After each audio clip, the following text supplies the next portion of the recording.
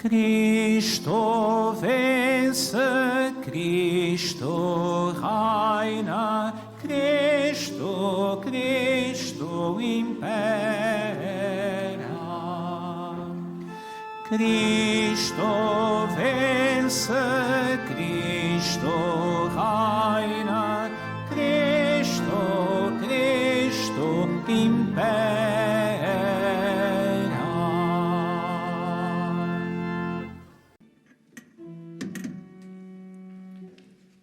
O Senhor esteja convosco. Ele está no meio de nós. Evangelho de nosso Senhor Jesus Cristo, segundo São Marcos. Glória a vós, Senhor.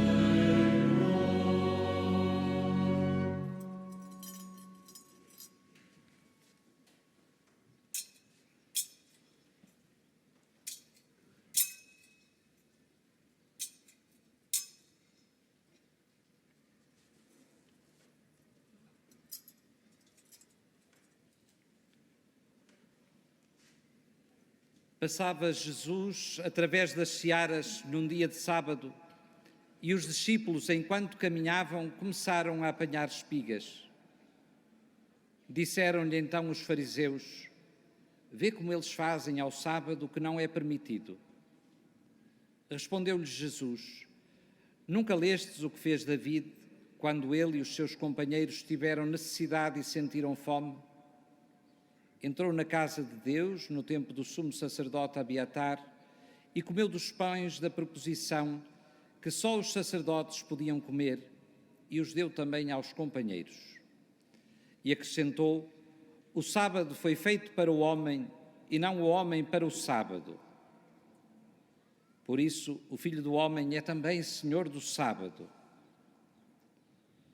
Jesus entrou de novo na sinagoga onde estava um homem com uma das mãos atrofiada. Os fariseus observavam Jesus para verem se ele ia curá-lo ao sábado e poderem assim acusá-lo. Jesus disse ao homem que tinha a mão atrofiada: levanta-te e vem aqui para o meio. Depois perguntou-lhes: será permitido ao sábado fazer bem ou fazer mal, salvar a vida ou tirá-la? Mas eles ficaram calados. Então, olhando-os com indignação e entristecido com a dureza dos seus corações, disse ao homem: estende a mão. Ele estendeu-a e a mão ficou curada. Os fariseus, porém, logo que saíram dali, reuniram-se com os herodianos para deliberarem como haviam de acabar com ele. Palavra da salvação. Glória a vós, Senhor.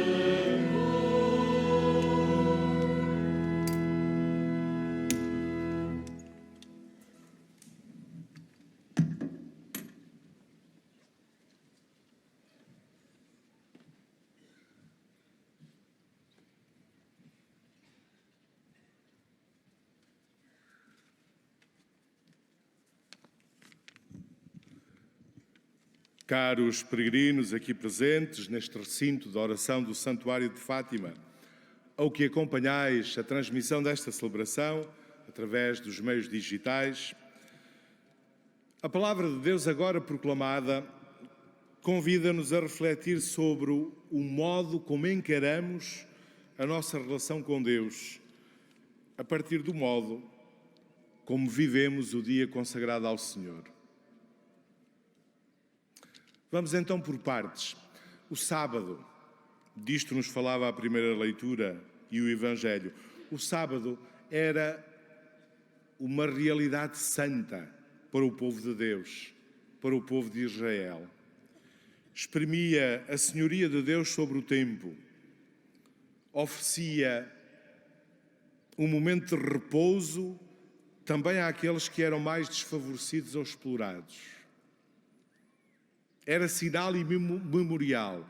Por um lado, sinal de um mundo novo, aberto a formas novas de solidariedade e fraternidade, mas, por outro lado, era um memorial da criação e das obras de Deus em favor do seu povo. Era, por isso, um momento rico de significado.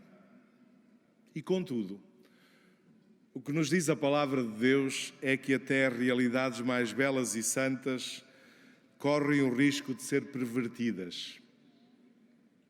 E assim o sábado, uma das mais sagradas instituições do povo de Israel, viu surgir à sua volta um conjunto interminável de prescrições que, com o fim de protegerem o descanso sabático, o transformaram num fardo insuportável. E por isso, aquele que deveria ser o momento por excelência para experimentar libertação e para viver em ação de graças a Deus, foi se tornando um momento opressivo.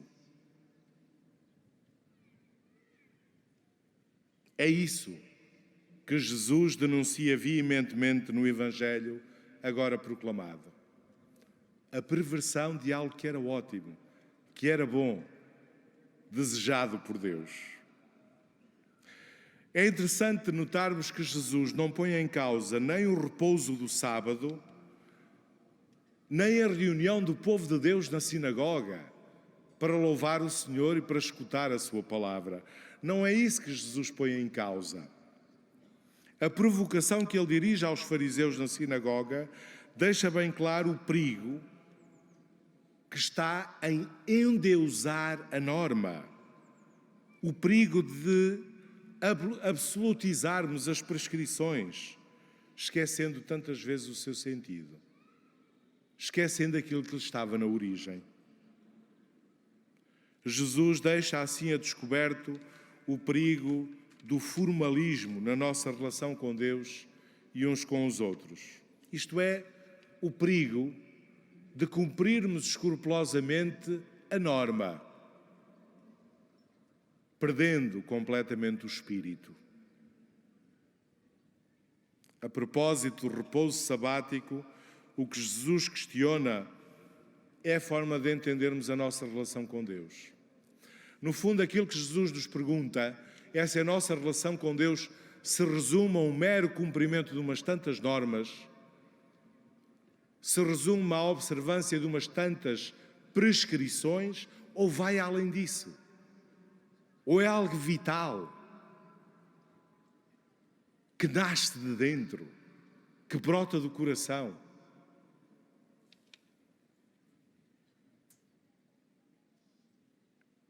Afirmamos acreditar em Deus e no seu amor infinito por nós, um amor que Ele levou ao extremo.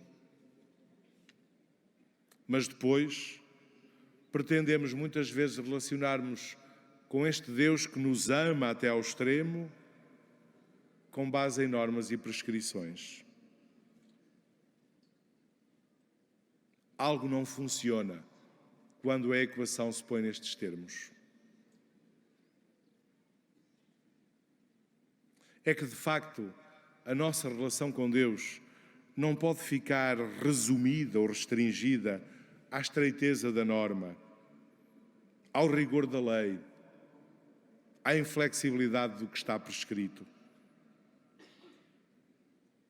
Quando imaginamos um Deus demasiado semelhante a nós, é inevitável trairmos Deus e criarmos ídolos.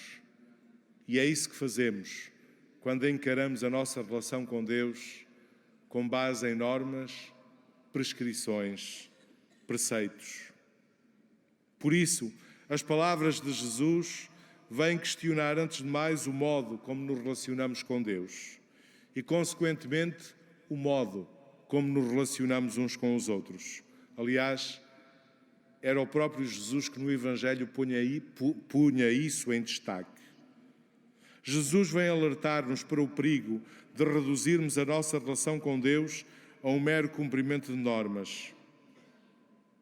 Olhemos para o exemplo dos santos pastorinhos de Fátima, A sua relação com Deus era genuína, era gratidão por se saberem amados, era preocupação por consolar, por fazer companhia a Jesus, por dar alegria, por reparar em nome daqueles que ofendiam o Senhor. Mais do que preocupação por cumprimento de uma qualquer norma, os santos pastorinhos de Fátima souberam cuidar de uma relação.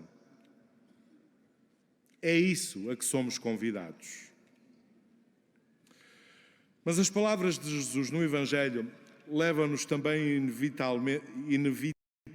inevitavelmente a pensarmos no modo como nós cristãos encaramos e vivemos o dia do Senhor, não já o sábado, mas o domingo, o dia da ressurreição.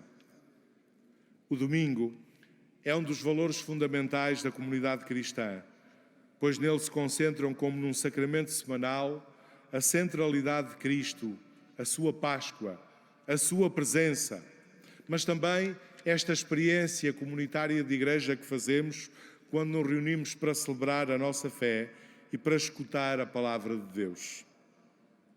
É também o modo como vivemos o domingo que a palavra de Deus vem questionar.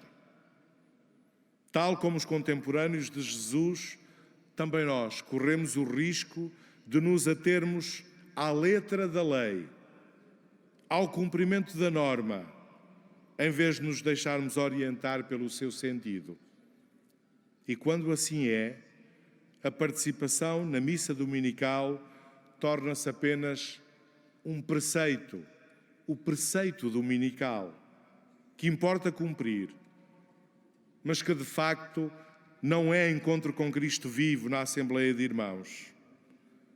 Quando assim é natural que o nosso resto do dia nada tenha a ver com este momento celebrativo que vivemos agora. O repouso dominical, mais do que um preceito que importa cumprir, é dom, é a oferta de Deus que nos liberta. Deixamos os trabalhos diários para termos tempo para Deus e para os outros. O descanso dominical não é um absoluto, não vale por si mesmo.